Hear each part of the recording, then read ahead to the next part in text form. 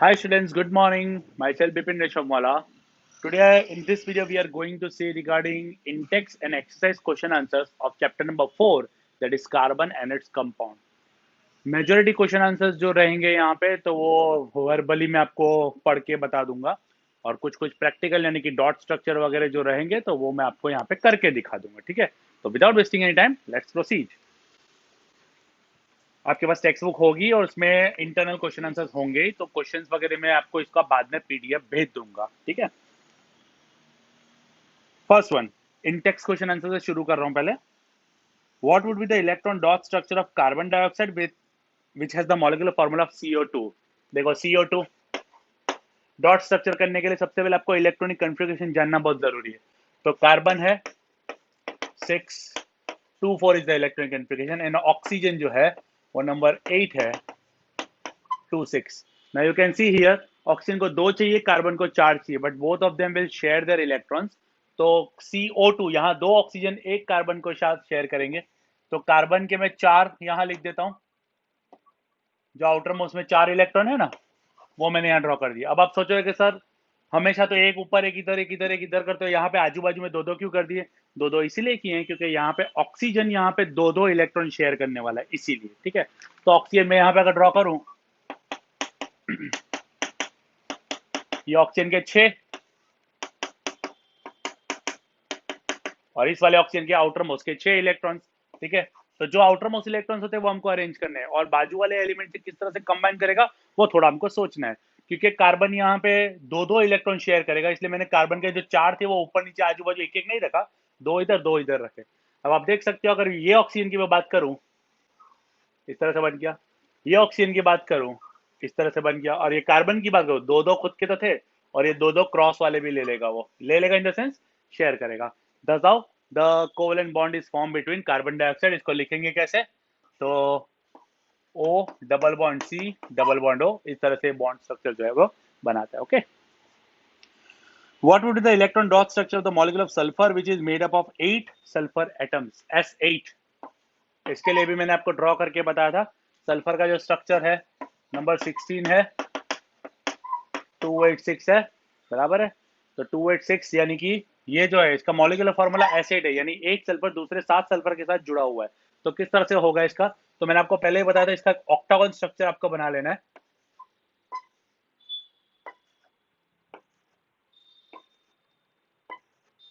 बराबर है, सबसे पहले तो ऑक्टागन स्ट्रक्चर। अब आपको करना क्या है, इसके आउटर मोस्ट में 6 इलेक्ट्रॉन्स हैं और क्योंकि एक सल्फर 2 आजू बाजू के सल्फर से ज्वाइन होने वाला है, तो 6 में से एक इलेक्ट्रॉन इसके साथ शेयर करेगा और एक इलेक्ट्रॉन इसके साथ शेयर करेगा, बाकी के 4 वो अपने पास रखेगा। तो 4 जो अपने पास रख रहा है वो ये, और एक जो है वो यहाँ पे। ठीक है, ये इसका हो गया। सिमिलरली इसकी बात करूं अगर मैं, तो 4 अपने खुद के पास रखेगा और एक जो है वो बाजू में शेयर करेगा, एक यहाँ शेयर करेगा। सेम यहाँ नीचे एक यहाँ पे एक यहाँ पे। अब इसका भी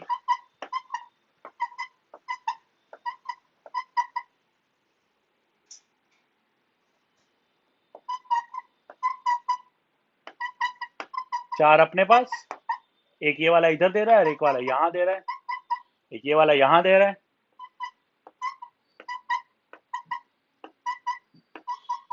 ये इसका हो गया।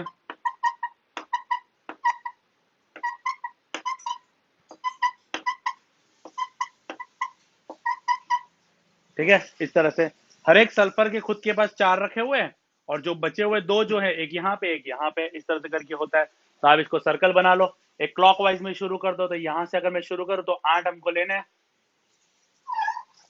ये सल्फर के खुद के 6 तो थे, 1 2 3 4 5 और 6, और एक यहाँ से इस सल्फर का लिया और एक इस सल्फर का लिया। इस तरह से क्लॉकवाइज में आपको जाते जाना है।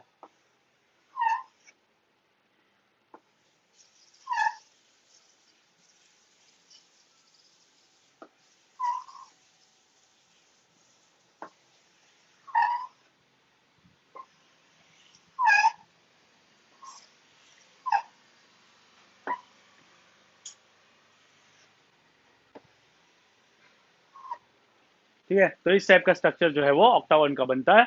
इसका मैंने आपको डॉट स्ट्रक्चर के बाद ऐसा मॉलिक्यूलर बॉन्ड फॉर्मेशन का भी बताया था। सल्फर, हर एक एच पे सल्फर है, एक सल्फर दूसरे सल्फर से जुड़ा हुआ है, दो दूसरे दो सल्फर से जुड़ा हुआ है वो। S S S S S S S S, इसको वेवी स्ट्रक्चर बोलते हैं या तो क्राउन स्ट्रक्चर भी बोलते हैं। ठीक है, तो ये हो गया आपका पहले दो क्वेश्चन का आंसर। स्क्रीनशॉट ले लेना इसका।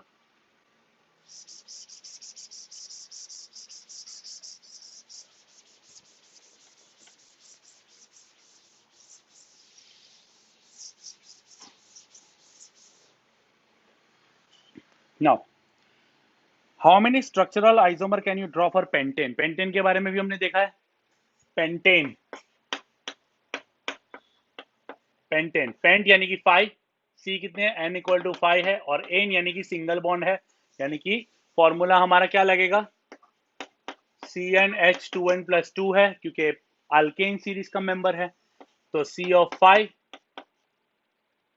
H of 2 into 5 plus 2 C5 H10+2 C5 10+2 हो जाएगा 12। तो ये हो गया पेंटेन का फॉर्मूला। अब इसके कितने आइसोमर्स मौजूद है और कितने हो सकते हैं, तो उसके बारे में ऑलरेडी मैंने दिखा दिया है, वापस में दिखा दूंगा आपको। तो पहले तो ये पहला वाला हम लोग देख रहे हैं।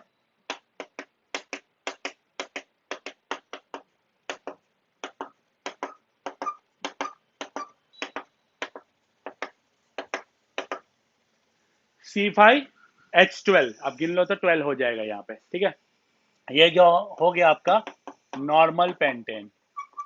ठीक है, सेकंड, अब सेकंड के लिए हमको ब्रांच फॉर्म में जाना पड़ेगा, यानी एक यहाँ से जो कार्बन है वो निकाल देना पड़ेगा और इनमें से किसी एक के नीचे रखना पड़ेगा। याद रखना कि ये कार्बन उठा के मैं सेकंड लास्ट या फर्स्ट के नीचे नहीं रख सकता, वरना वो लॉन्ग चेन ही कंसीडर होगी।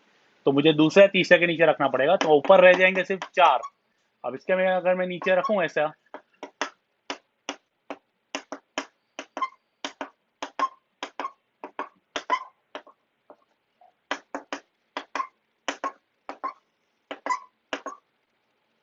अब आप काउंट करोगे, हाइड्रोजन 12 के 12, सॉरी हाँ 12 के 12 ही है, और कार्बन जो है वो भी 5 है। बट यहाँ पे जो स्ट्रक्चर हो गया वो स्ट्रक्चर को मैं बोलूंगा आइसोपेंटेन। इसका दूसरा नाम अगर मुझे देना हो तो मैं क्या दूंगा, ये देख सकते हो कौन सा ग्रुप है, मिथाइल ग्रुप है। CH3 मिथाइल ग्रुप कौन से कार्बन एटम के ऊपर है, सेकंड के ऊपर है। याद रखना, यहाँ से मैं थर्ड मत बोलना, जो कम होता है वो काउंट करना है। ये वापस से सब रिवीजन भी हो रहा है, ठीक है आपका। तो सेकंड कार्बन एटम के ऊपर है, तो 2 मिथाइल। अब ऊपर कितनी लंबी चेन रह गई है, 4 की, 4 यानी कि ब्यूट, और क्योंकि सिंगल बॉन्ड है यानी कि एन, तो 2 मिथाइल ब्यूटेन। इस तरह से आपका स्ट्रक्चर हो जाता है। ठीक है, अब थर्ड वाला सिंपल है। थर्ड वाले में आपको एक और उतारना है और उसके नीचे हमको रख देना है यहाँ पे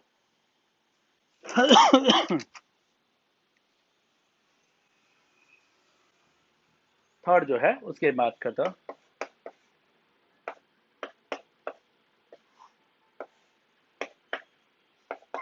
ये सी यहाँ पे आएगा और दूसरा सी यहाँ पे आ जाएगा।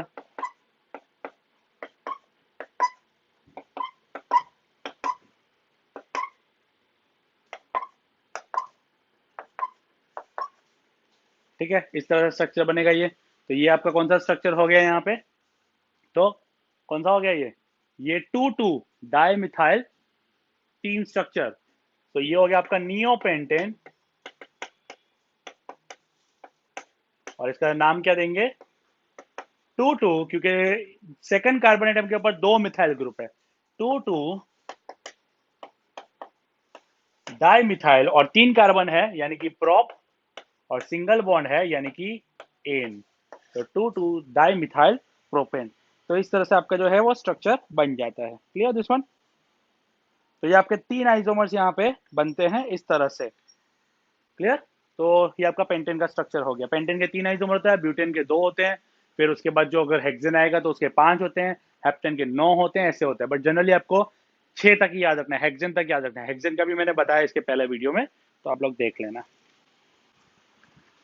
चलो fourth one, what are the two properties of carbon which led to the huge number of carbon compound we see around us? Carbon के इतने सारे कंपाउंड किस वजह से बने हुए हैं, तो कार्बन के इतने सारे जो कंपाउंड्स हैं वो बने हुए हैं सिर्फ और सिर्फ 2 प्रॉपर्टी की वजह से, जो कि है कार्बन की कैटेनेशन प्रॉपर्टी, कैटेनेशन याद होगा आपको, कार्बन खुद के साथ जो लॉन्ग चेन बनाता है, चाहे वो लॉन्ग चेन हो, चाहे वो ब्रांच स्ट्रक्चर हो, चाहे रिंग स्ट्रक्चर हो, उसको कैटेनेशन बोलते हैं। और दूसरी प्रॉपर्टी उसकी टेट्रावैलेंसी। टेट्रावैलेंसी मीन्स कि चार की जो कैपेसिटी है, या तो चार सेम एटम के साथ जुड़ सकता है, या तो चार अलग अलग एटम के साथ जुड़ के वेराइटी ऑफ कंपाउंड से बनाता है। What is the formula in the electronic dot structure of cyclopentane? Cyclopentane.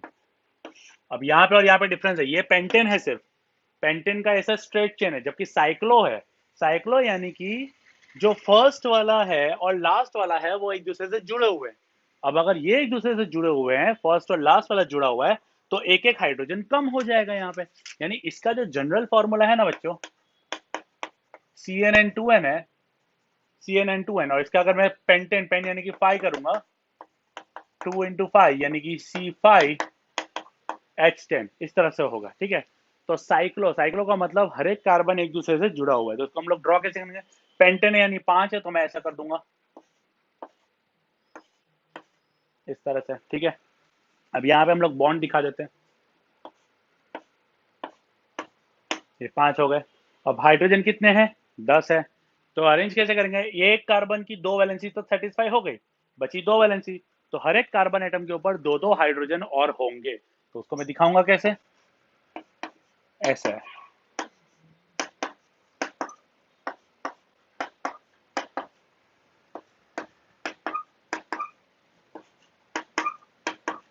इस तरह से। ठीक है, तो ये हो गया आपका साइक्लोपेंटेन। इसी तरह साइक्लोहेक्सेन बनाओगे तो C6H12 डबल हो जाएंगे। ठीक है, अब इसका डॉट स्ट्रक्चर भी हमको पूछा हुआ है।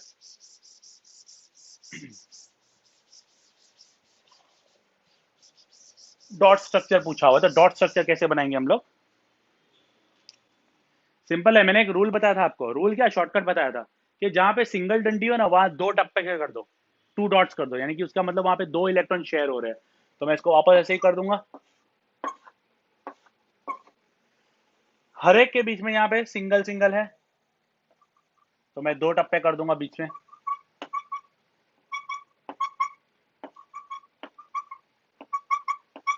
ठीक है, और हर एक कार्बन के साथ 2 हाइड्रोजन भी है, यानी कि यहाँ पे 2, यहाँ पे 2, इस तरह से।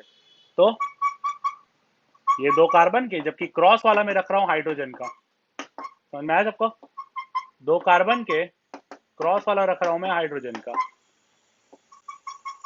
2 कार्बन के क्रॉस वाला मैं रख रहा हूं हाइड्रोजन का, 2 कार्बन के क्रॉस वाला हाइड्रोजन, 2 कार्बन के एंड क्रॉस वाला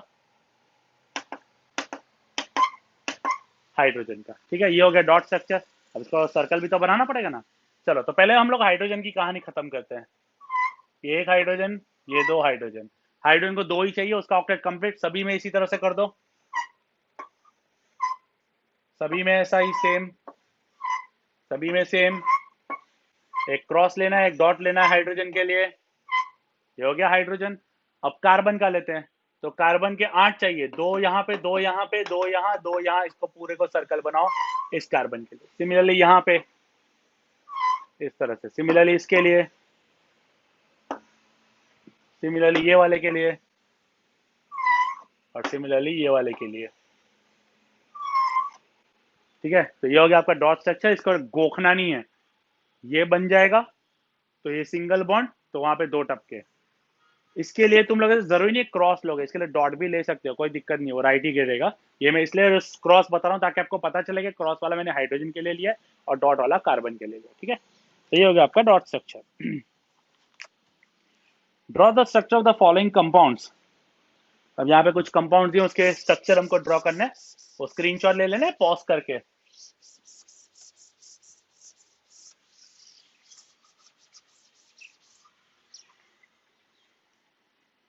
structure of the following compounds: ethanoic acid,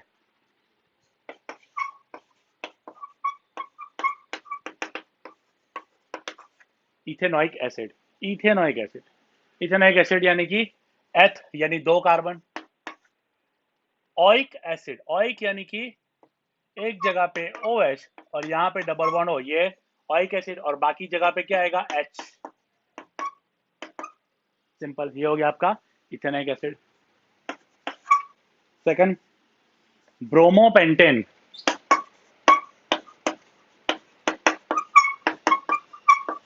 bromopentane, pentane, pentane यानी 5 कार्बन।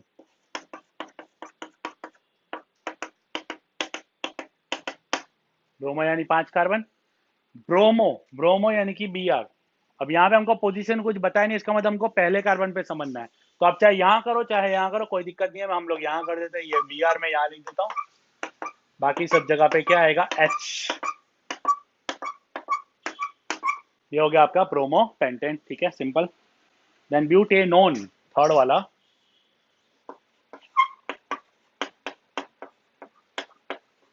ब्यूटेनोन। अब ब्यूटेनोन, नोन, नोन यानी कीटोन ग्रुप का है, ये कीटोन ग्रुप। अब ब्यूट है, ब्यूट यानी 4 कार्बन।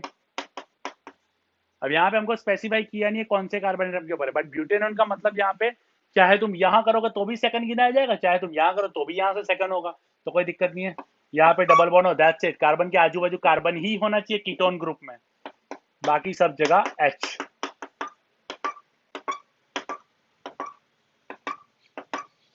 इसके ऊपर मत कर देना, वैलेंसी चेक करो, यहाँ डबल बॉन्ड होके साथ है, तो 2 3 4, इसके ऊपर कुछ नहीं आएगा, क्लियर। तो ये हो गया आपका butanone, 4 carbon, butanone ketone group का हो गया ये। Fourth one, हेक्सेनाल। हेक्सेनाल, नाल, नाल यानी कि अल्डिहाइड ग्रुप हो गया, ठीक है। हेक्स, हेक्स यानी 6 कार्बन, 6 कार्बन हो गया। हेक्सेनाल, नाल यानी कि कीटोन ग्रुप हो गया, ये सॉरी अल्डिहाइड हो गया, तो अल्डिहाइड में यहाँ पे आपको याद होगा तो 2 O और 1 H, ये एक H निकल जाएगा, बाकी सब जगह H आ जाएगा। यहाँ पे ऊपर कुछ भी नहीं आएगा, ये याद है ना आपको, ये अल्डिहाइड ग्रुप हो गया, ये H इसका था, क्लियर। ये कीटोन ग्रुप हो गया, ये कार्बोक्सिलिक एसिड था, कार्बोक्सिलिक एसिड में OH आता है साइड पे और इसमें सिर्फ H आता है साइड में, ये अल्डिहाइड ग्रुप हो गया, क्लियर। तो इस तरह से। अब यहाँ पे एक और सब क्वेश्चन पूछा है, are the structure isomers possible for bromopentane. Bromopentane के लिए क्या स्ट्रक्चर आइसोमर्स पॉसिबल है? डेफिनेटली बहुत सारे हैं। ये ब्रोमीन यहाँ के नीचे आ सकता है, ये ब्रोमीन यहाँ के नीचे आ सकता है, कार्बन की पोजीशन ब्रोमीन के साथ अलग अलग हो सकती है, तो बहुत सारे पॉसिबल है यहाँ पे, ठीक है। Seventh one, how would you name the following compounds. अब आते हैं नामकरण पे, ये स्क्रीनशॉट ले लेना।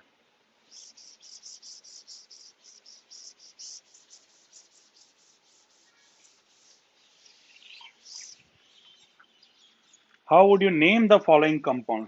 तो पहला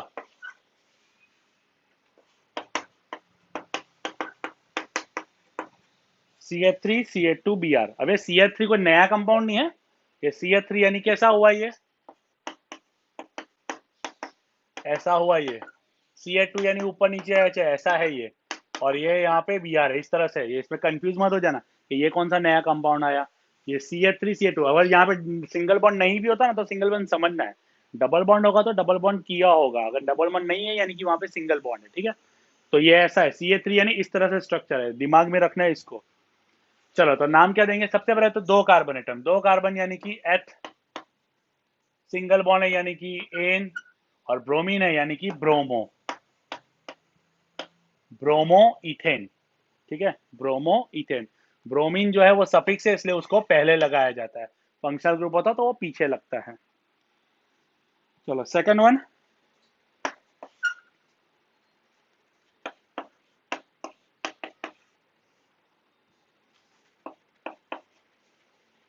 अब कार्बन के साथ यहाँ पे बहुत सारी चीजें जुड़ी हुई है, बट कार्बन के साथ ये चीज, ये लास्ट वाला देखो, डबल बॉन्ड ओ के, जरूरी नहीं कि डबल बॉन्ड नीचे ही हो, तो साइड पे भी हो सकता है। डबल बॉन्ड ओ और एक एच के साथ यहाँ पे जुड़ा हुआ है, यानी ये कौन सा ग्रुप है, आल्डिहाइड ग्रुप है, ठीक है। आल्डिहाइड ग्रुप यानी कि यहाँ पे एक एच अटैच है, एक ही कार्बन है, एक ही कार्बन यानी कि मैथ, और क्योंकि आल्डिहाइड ग्रुप है यानी कि मीथेनॉल। मीथेन होता, बट क्योंकि आल्डिहाइड है यानी कि ई निकल के एल आ जाएगा, मीथेनॉल हो जाएगा, क्लियर। थर्ड वन,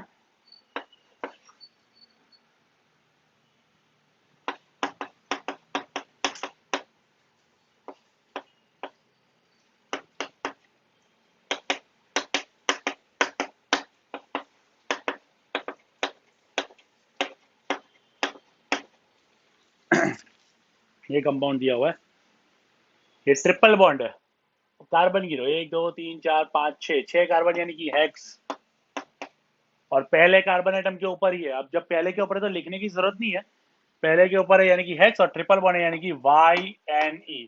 हेक्साइन भी लिख सकते हो, या तो 1 हेक्साइन भी लिख सकते हो, या तो हेक्स 1 आइन, ऐसा भी लिख सकते हो, जो भी लिखना हो लिख सकते हैं।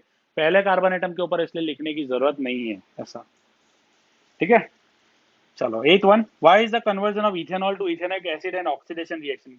हमने इसके पहले वाले वीडियो में प्रॉपर्टीज में देखा था कि जब इथेनॉल को हम लोग KMnO4 या तो K2Cr2O7 के प्रेजेंस में हीट करते हैं तो ये कन्वर्ट हो जाएगा, एक ऑक्सीजन जो है रीएजेंट्स में से एक ऑक्सीजन जो है वो इथेनॉल को मिलेगा और इथेनॉइक एसिड में कन्वर्ट होता है। तो क्या होता है यहाँ पे, oxidation is the addition of oxygen and removal of hydrogen from any compound.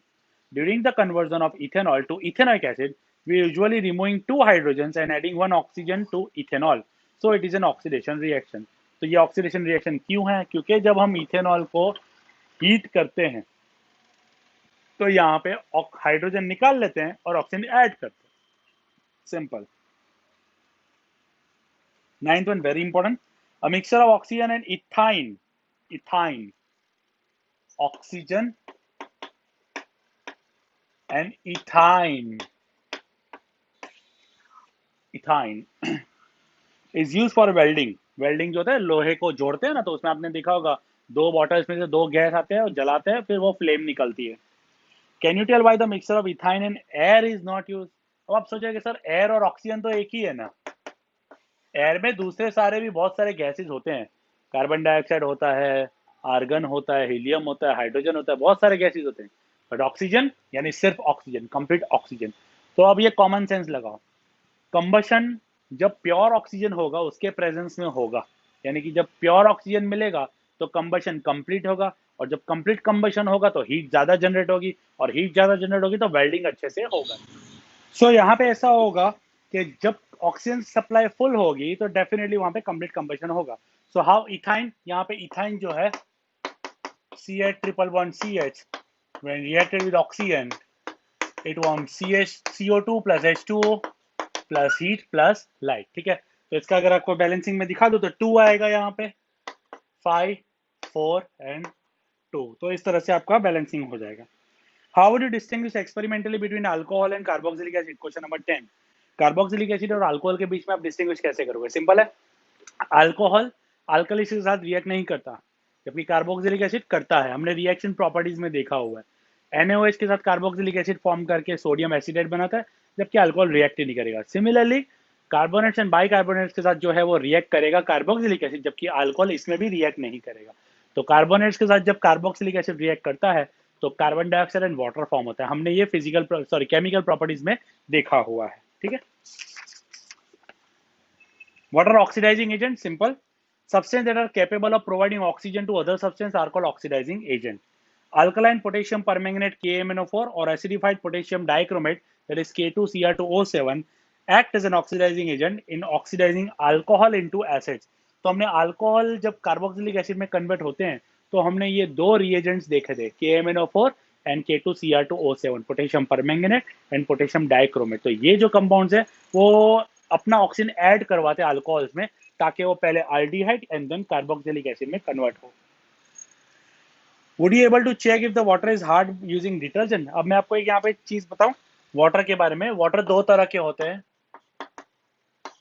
एक होता है सॉफ्ट और एक होता है हार्ड। हार्ड वाटर में जो है वो कैल्शियम या मैग्नीशियम के सॉल्ट्स होते हैं, ठीक है। अब अगर सोप आप यूज करोगे तो वो हार्ड वाटर में काम नहीं करेगा। क्यों नहीं करेगा, क्योंकि सोप का जो स्ट्रक्चर है वो ऐसा है, COONA। जब कैल्शियम या मैग्नीशियम सॉल्ट्स के साथ वो रिएक्ट करेगा तो यहाँ पे NaCa की जगह पे आ जाएगा, यानी RCOOCA या तो Mg जो भी होगा इसमें, प्लस Na सेपरेट हो जाएगा आयन। तो ये जो है वो एक इनसॉल्युबल प्रेसिपिटेट है, इनसॉल्युबल प्रेसिपिटेट, जिसको हम बोलते हैं स्कम। स्कम का मतलब ये इनसॉल्युबल है। सोप जो है हार्ड वाटर में काम नहीं करेगा क्योंकि स्कम फॉर्म होता है।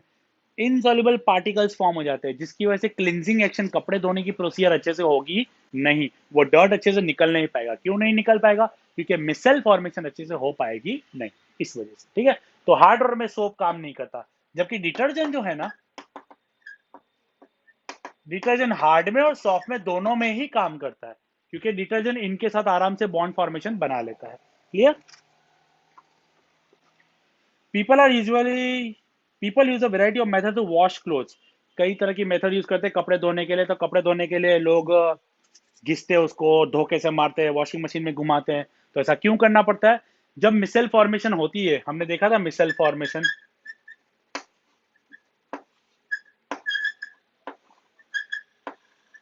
ये डर्ट पार्टिकल है और ये आयनिक पार्ट है, और ये जो टेल है, पुछड़ी है। तो ये फॉर्मेशन तभी पॉसिबल है जब यहाँ पे डर्ट अच्छे से निकलेगा। अब डर्ट कब निकलेगा? उसको थोड़ा रगड़ना पड़ेगा कपड़े को रगड़ेंगे तो डर्ट जो है वो कपड़े में से बाहर आ जाएगा, पानी में डिजोल्व हो जाएगा। डिजोल्व तो नहीं बोलेंगे क्योंकि कोलॉइड सॉल्यूशन बनाता है वो। ठीक है, तो इस तरह से कपड़े को रगड़ना पड़ता है डर्ट को अच्छे साफ करने के लिए। ठीक है, तो these are all your intext question answers. तो अभी हम लोग इंटेक्स के बाद अभी हम लोग एक्सरसाइज के क्वेश्चन आंसर्स भी देखने वाले हैं। Now exercise question and answers फटाफट से देखेंगे। Ethane with molecular formula C2H6 has dash bonds. Ethane C2H6 कितने बॉन्ड है इसके अंदर? ये इथेन का स्ट्रक्चर C2H6 है। कितने बॉन्ड है? 1 2 3 4 5 6 और खुद कार्बन कार्बन के बीच में 7, यानी कि 7 कोवेलेंट बॉन्ड्स आर प्रेजेंट। ठीक है, butanone is a 4 carbon compound having functional group dash. Butanone, butanone में कौन सा है? कीटोन ग्रुप है। कीटोन को हम लोग कैसे लिखते हैं? ऐसे, कभी कभी इसको ऐसे भी लिखते हैं। यहाँ पे इस तरह से दो डंडी होती है, यानी यहाँ पे भी कार्बन आएगा, यहाँ पे भी कार्बन आएगा। ठीक है, while cooking if the bottom of the vessel is getting blackened on the outside it means that cooking जब करते हैं तो बर्तन काले पड़ जाते हैं। क्यों काले पड़ते हैं? क्योंकि फ्यूल का कंबशन अच्छे से नहीं हो रहा होता है। मैंने बताया था ना, कभी कभी जो एयर वेंट्स होते हैं वो ब्लॉक हो जाते हैं इस वजह से। तो option B, fuel is not burning completely. Explain the nature of covalent bond using the bond formation of CH3Cl। CH3Cl, C एक ही है, हाइड्रोजन यहाँ पे 3 है, कार्बन की 4 वैलेंसी है, 3 जगह तो हाइड्रोजन है और एक जगह क्लोरीन आएगा, क्योंकि क्लोरीन भी एक ही वैलेंसी के साथ शेयर करता है। तो कोवेलेंट बॉन्ड इस तरह से बनता है, 3 हाइड्रोजन के साथ और एक क्लोरीन के साथ जो है कार्बन शेयर करता है। Draw the structure, very important, dot structure के बारे में हम लोग बात करेंगे। Very important dot structures.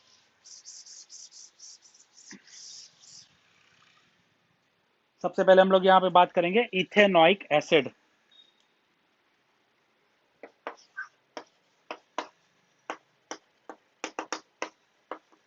बहुत ही फेमस है, एग्जाम में भी बहुत बार पूछा गया है। इसका पहले तो मैं आपको नॉर्मल स्ट्रक्चर बता देता हूं,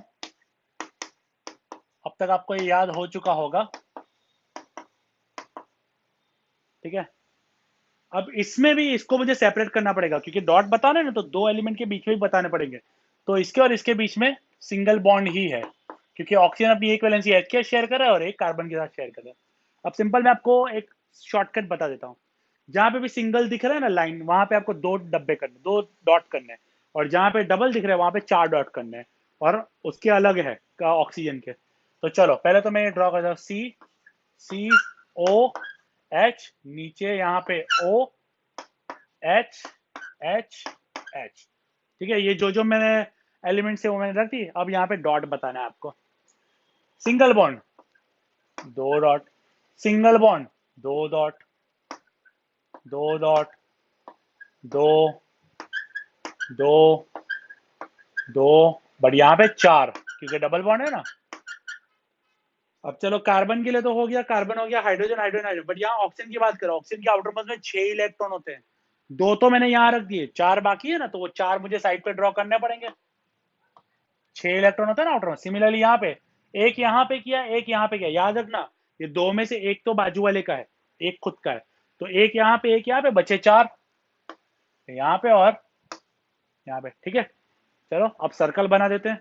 सबसे पहले हाइड्रोजन की कहानी खत्म करते हैं। ये हाइड्रोजन के 2 हो गए, हाइड्रोजन 2, हाइड्रोजन 2, यहाँ का हाइड्रोजन 2, कहानी खत्म। अब बात करते हैं कार्बन की।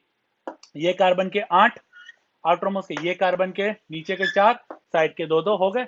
ऑक्सीजन की बात करते हैं, ऊपर 4 साइड पे 2 2 8। और इस ऑक्सीजन की बात करें अगर हम लोग इस तरह से, क्लियर। तो ये आपका स्ट्रक्चर हो गया इथेनॉइक एसिड का, बहुत ही सिंपल है। आपको ये आएगा तो ये बहुत इजी बन जाएगा, क्लियर। सेकंड है H2S का।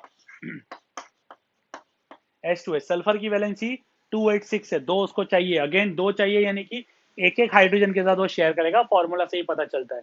तो सल्फर उसको एक यहाँ पे शेयर करेगा, एक यहाँ शेयर करेगा, हाइड्रोजन एक यहाँ पे है उसका एक डॉट, और यहाँ पे भी एक हाइड्रोजन उसका डॉट। हाइड्रोजन के पास तो एक ही है, बट सल्फर के आउटर मोस्ट में 6 इलेक्ट्रॉन है, एक एक तो यहाँ हो गए, बचे 4, वो ऊपर 2 और नीचे 2 कर दो। ठीक है, अब चकड़ा घुमा देते, पहले ये हाइड्रोजन, फिर ये हाइड्रोजन, और सल्फर के 8। तो सल्फर को अपने ऑक्टेट में 8 कंप्लीट करना होता है। तो कैसा हो जाएगा ये, ऐसा हो जाएगा। ठीक है, तीसरा है propanone, very important. Propanone structure में बता देता हूं।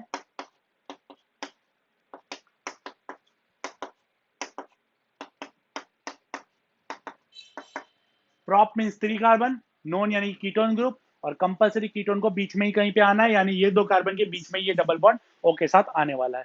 तो चलो इसका स्ट्रक्चर मैं आपको ड्रॉ करके बताऊं। CCCO H H H H H H। ठीक है, अब यहाँ पे जहां पे सिंगल वन वहां पे 2 2 डॉट करना है,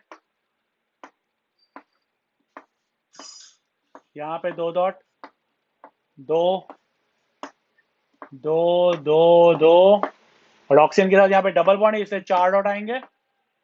और ऑक्सीजन के आउटर में खुद 6 है, यानी कि 2 यहाँ पे भी और 2 यहाँ पे भी, 6 ऑक्सीजन के खुद के हो गए। ठीक है, अब सर्कल्स बनाएंगे, hydrogen hydrogen hydrogen hydrogen hydrogen hydrogen.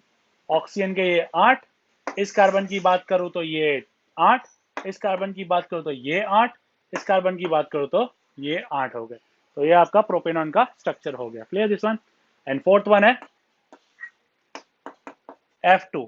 F यानी कि यहाँ पे 287, 7 इलेक्ट्रॉन इसके आउटर मोस्ट में है, फ्लोरीन है, एक यहाँ पे शेयर करेगा और 2 यहाँ पे शेयर, यानी 7 टोटल है इसके आउटर मोस्ट में।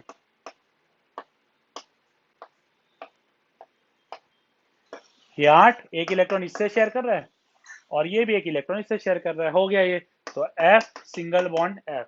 तो ये आपका डॉट स्ट्रक्चर हो गया, वेरी इंपॉर्टेंट, इसका स्क्रीनशॉट पहले ही ले लेना।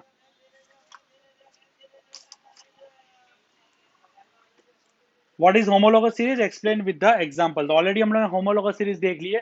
Homologous series are the series of the same members having the same functional group, same chemical property, but just differ by bond CH2 and 14 AMU atomic mass। atomic mass her successive compound का 14 AMU से बढ़ता जाता है, और उसके जो bond formation का जो डिफरेंस है वो बॉन्ड CH2 से बढ़ता जाएगा। ठीक है, मीथेन इथेन प्रोपेन ब्यूटेन, ये अल्केन सीरीज हो गई। इथीन प्रोपीन ब्यूटीन हेक्सीन हेप्टीन, ये अल्कीन का हो गया। मिथेनॉल इथेनॉल प्रोपेनॉल ब्यूटेनॉल, ये आपका अल्कोहल का हो गया। Methanoic acid ethanoic acid propanoic acid butanoic acid, ये आपका कार्बोक्सिलिक एसिड का हो गया। इस तरह से how can ethanol and ethanoic acid can be distinguish on the basis of their physical and chemical property. Chemical property के बारे में हमने थोड़ी देर पहले ही बताया था। अल्कोहल्स अल्कलीस के साथ रिएक्ट नहीं करते, कार्बोक्सिलिक एसिड करते हैं, इक्वेशन के केमिकल प्रॉपर्टी में देखा है, यानी NaOH के साथ रिएक्ट नहीं करेगा, KOH के साथ रिएक्ट नहीं करेगा।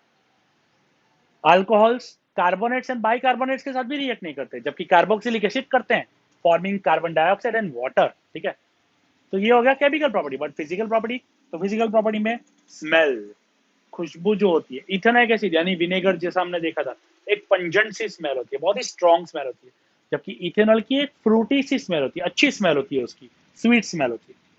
मेल्टिंग पॉइंट इथेनॉल का है 156 केल्विन, कम है मेल्टिंग पॉइंट, जबकि इथेनॉइक एसिड का जो है 290 केल्विन है। थर्ड, फिजिकल स्टेट कैसा है, तो इथेनॉइक एसिड सॉलिड फॉर्म में आ सकता है, बट कब, विंटर जब होगा तब, जबकि इथेनॉल जो है वो हमेशा लिक्विड फॉर्म में ही आपको दिखाई देगा, है दोनों के दोनों कलरलेस ही। ठीक है, Why does micelle formation take place when soap is added to water? Will micelle formation be in other solvents such as ethanol? Misal formation water में ही क्यों होता है, इथेनॉल में क्यों नहीं? दोनों ही लिक्विड है, दोनों कलरलेस है। वाटर जो है वो एक पोलर सॉल्वेंट है। तो हमने जो सोप का स्ट्रक्चर देखा था, इसमें एक हाइड्रोफिलिक पार्ट होता है और एक हाइड्रोफोबिक पार्ट होता है।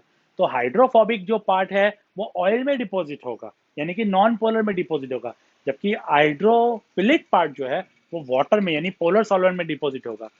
अब इथेनॉल तो खुद एक नॉन पोलर सॉल्वेंट है, तो यहाँ पे इथेनॉल जो है उसके अंदर ये जो आयनिक पार्ट है वो डिसॉल्व हो पाएगा नहीं, इसलिए मिसल फॉर्मेशन हो पाएगा नहीं, इसलिए क्लिंजिंग एक्शन हो पाएगा नहीं। Why are carbonates compound use fuel for most application? Carbon और उसके जो फ्यूल है वो हर एप्लीकेशन में क्यों यूज होते हैं?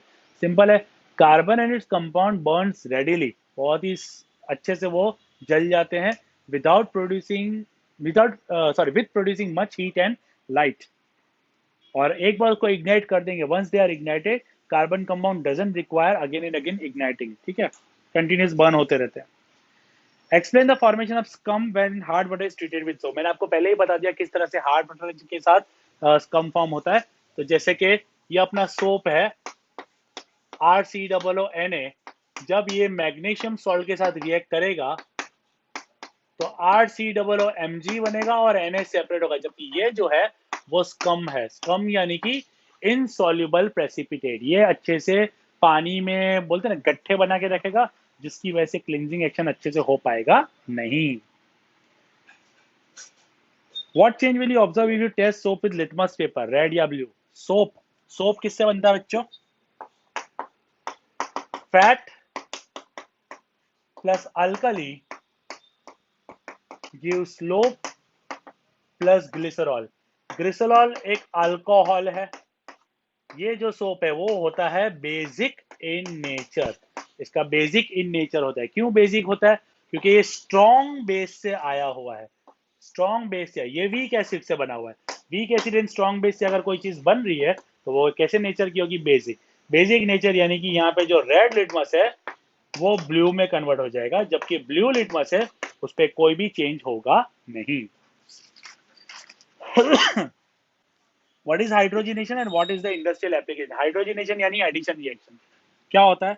The addition of hydrogen to the unsaturated hydrocarbon in the presence of catalyst is called hydrogenation। हमने देखा है कैसे वेजिटेबल ऑयल को घी में कन्वर्ट किया जाता है हाइड्रोजन ऐड करके, in the presence of nickel as a catalyst, nickel को यूज करके। Which of the following hydrocarbon undergo addition reaction? यहाँ पे कुछ हाइड्रोकार्बन में आपको बता देता हूँ, यानी जो लिखे हुए हैं, और इन हाइड्रोकार्बन्स में से कौन से एडिशन रिएक्शन में जाएंगे। एडिशन रिएक्शन में कौन कौन जाएंगे?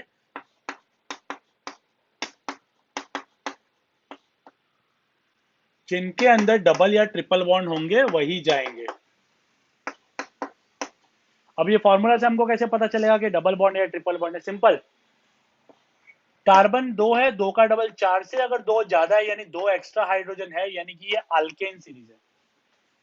2 का डबल 4 प्लस 2 है, यहाँ पे CnH2n प्लस 2 एक अल्केन सीरीज है, सिंगल बॉन्डेड है, इसमें यहाँ एडिशन रिएक्शन होगा नहीं। ये भी एक अल्केन सीरीज, 3 का डबल 6 प्लस 2, इसमें भी नहीं होगा। ये डबल हो गया, 3 का डबल 6 यानी एक अल्कीन सीरीज है। ये प्रोपीन है, प्रोपीन यानी डबल बॉन्ड वाला, इसमें एडिशन रिएक्शन होगा। ये C2H2 ये इथ, और 2 से डबल से 2 कम है, डबल का होता है 4, 4 माइनस 2 तो 2 हो जाएगा, इथाइन है, ट्रिपल बॉन्ड वाला, इसमें भी एडिशन रिएक्शन होगा। जबकि ये 1 का डबल 2 प्लस 2 यानी कि यहाँ पे 4, ये सिंगल बॉन्ड है, मीथेन है, इसमें होगा नहीं। तो इस तरह से आप डिटेक्ट कर सकते हो। Give the test that can be used to differentiate between butter and cooking oil। Butter और कुकिंग ऑयल में आप डिफरेंशिएट कैसे करोगे?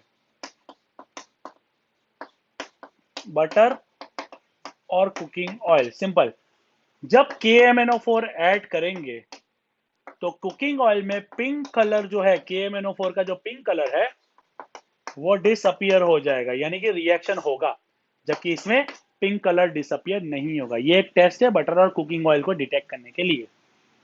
And explain the mechanism of cleansing action of soap. Already हम लोग देख चुके हैं मिसेल फॉर्मेशन कैसे होता है, सोप का स्ट्रक्चर क्या है, और सोप किस तरह से पानी में जाके काम करता है, सोप के दो पार्ट होते हैं, hydrophobic and hydrophilic. Hydrophilic ionic part होता है, जबकि पीछे की जो टेल होती है वो हाइड्रोफोबिक होती है।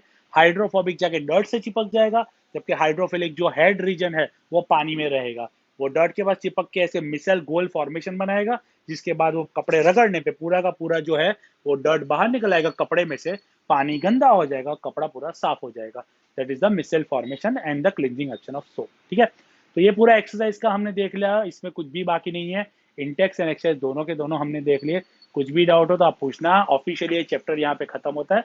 कुछ कुछ टॉपिक जो बचेंगे या एक्स्ट्रा मुझे करवाना होगा वो मैं नए नए वीडियोस बना के आपको भेजता रहूंगा। Clear this one?